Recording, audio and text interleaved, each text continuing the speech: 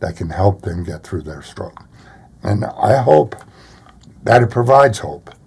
I didn't have a lot of hope in 6 years. I found it a year later, and now in the last year, I'm sharing a lot more. So that's one of the reasons that we started Stroke Warrior Radio. What kind of feedback are you getting so far? I'm getting pretty good feedback. It's frankly, I haven't got great skills yet on producing the shows. I don't know if that's what you call it, but I haven't got great skills on it. But the shows are there. A lot of them rotate. I'm building more shows. We're doing a lot more to develop more shows. I mean, for example, we've got a new show, Space Between, which our caregiver leader and a lady who had a stroke 22 years ago, or when she was 22, is doing a build confidence course, more or less, with survivors that develops the speech that they can do with motivational music, with questions and a biblical verse.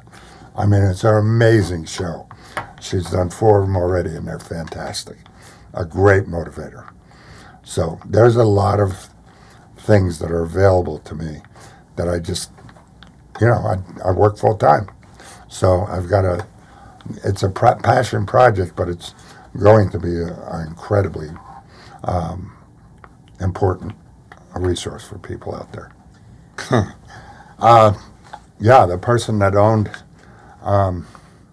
Stroke, my storage facility, had interviewed me for the job, and she met through my son, who had done work for her and for other projects, because she also has a property management company. And when we were doing the interview, 50% of the interview was her and I talking about stroke recovery. She had her own stroke, and just about a year before I did, I think. So, and it turns out that she's one of the founders of Stroke Awareness Oregon. So when I got up here, and that's Lene Hunter, so when I got up here, I got very involved with it right away. She saw my recovery as it was progressing after I got here, so I became more and more involved. She encouraged me more and more, and it just created a real cohesive direction for me in my recovery and sharing my recovery. As I said, the last year and a half, my recovery has become remarkable, and it's because of her and Stroke Awareness Oregon and the support groups and working in the job that I have. So she has made things a lot better for me in my life. And I think what she's done with Stroke Awareness Oregon is one of the most important things that is being developed or developing in Oregon. It's not as, if you look at it, there's 2,800 and some certified stroke centers in the United States. Now that means of all those stroke centers, we need to get out all those discharge packets with the frequently asked questions. Here's support groups, here's this, to all of those places. So we're trying to do that. There's so many places out there that we can expand stroke awareness, and there's so many places that have expanded stroke awareness. You can look at the American Stroke Association that does a whole lot of information online. There's a number of places that you can find. All you got to do is look up the word stroke, and you're going to find thousands of places. That's what I said before. As we've learned over the years, education is becoming a lot better than it had been. And there's 2 things that I wish I would have known. First of all, before my stroke, I wish I would have known a little better the signs of a stroke. If you think about it, BFAST is probably one of the best acronyms to save your life if you have a stroke, because there's medicine, those kind of things that you can get within the first few hours that can make all the difference in your recovery. And BFAST stands for checking your balance. If your balance is off and you've lost your balance, there's something wrong. The next thing to check is your eyesight. Is it in focus? Is it going double? I guess You know, medical people know that, but I don't. But there's eyesight changes. I had that too in mine. There's also face drooping.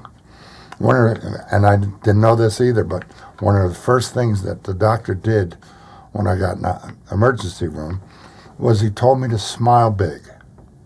And if I smiled, the whole left side of my mouth dropped.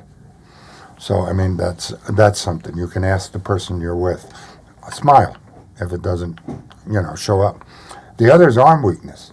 Ask the person that you're with to raise their arms, straight out. And if one of them starts dropping, there's an arm weakness in there that may be a stroke.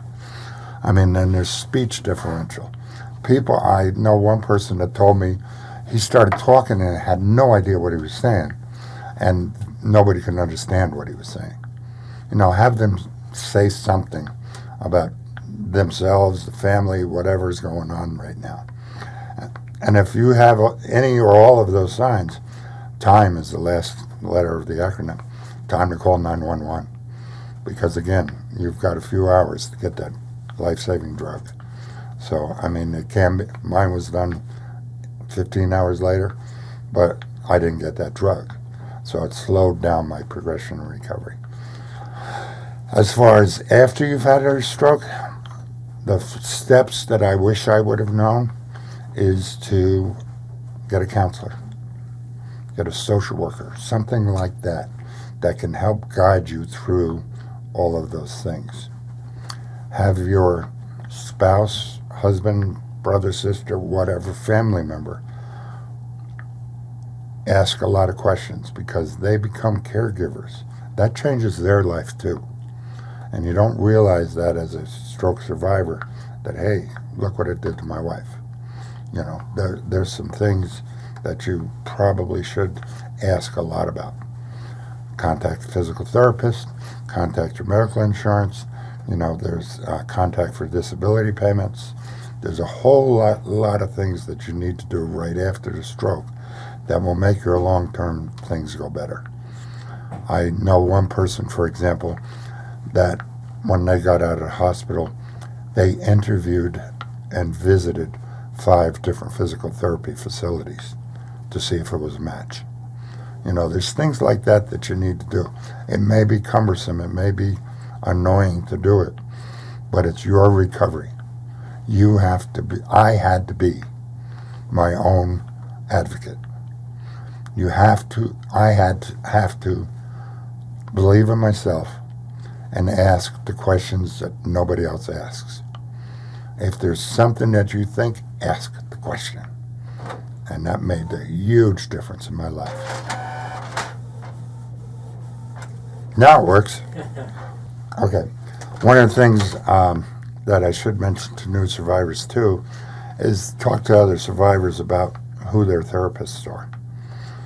A lot of them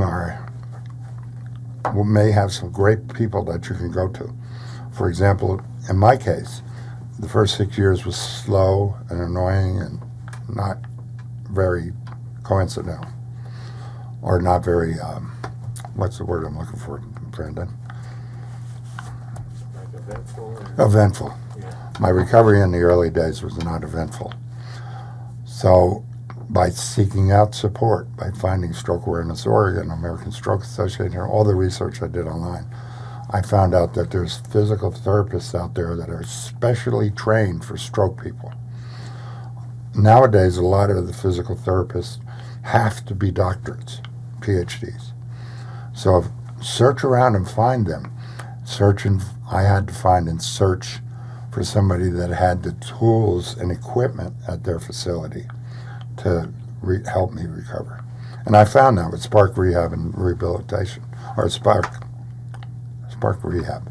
Spark Rehab, I found, was a great one, and it was referred to me again by somebody from Stroke Awareness Oregon. So when I went with them, within 3 months of going with them, I got onto a water treadmill. That was a piece of equipment that really saved my physical capabilities. And Dr. David Seck and Dr. Shannon Compton run that place, and they own it. And they're great physical therapists. they got me through the first time on a water treadmill, I don't think I went over 1.5 as far as the speed. Now, because of them and getting me in there a couple of times a week and all of that, I'm doing 4.8 on a water treadmill. They've got the equipment there. I'm now lifting weights that they have. I've used bands for them. They have all the little things to walk through to learn balance. I mean, it's amazing what they have done for me. And one of the things I found too, especially since I got them, is how much the personality between you and your therapist is. Their personality and I consider as friends, and I think they do for me too. So that's something that if you can't get along with your therapist, get a new therapist.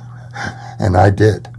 I found a new therapist, and it made all the difference in my life at Spark Rehab. If you were to ask me about words of encouragement for survivors getting through it, number one is reach out. Please don't give up. Be persistent. Don't set limits for yourself. You never did before. Why should you now? Just because you have a physical attribute that's causing some difficulty, you can change it. And I can share my story telling people that there's still hope. Because after 6 years, I never thought I'd be able to run. I never thought I'd be able to be off a cane. I can ride a bicycle now. I can run now. There is hope. It can get better, even after 6 years. You know, it's the old thing back, this is as good as it's going to get. Baloney. They told me 6 months. No. 6 years later, I'm actually better. I'm actually almost physically the same as I was before.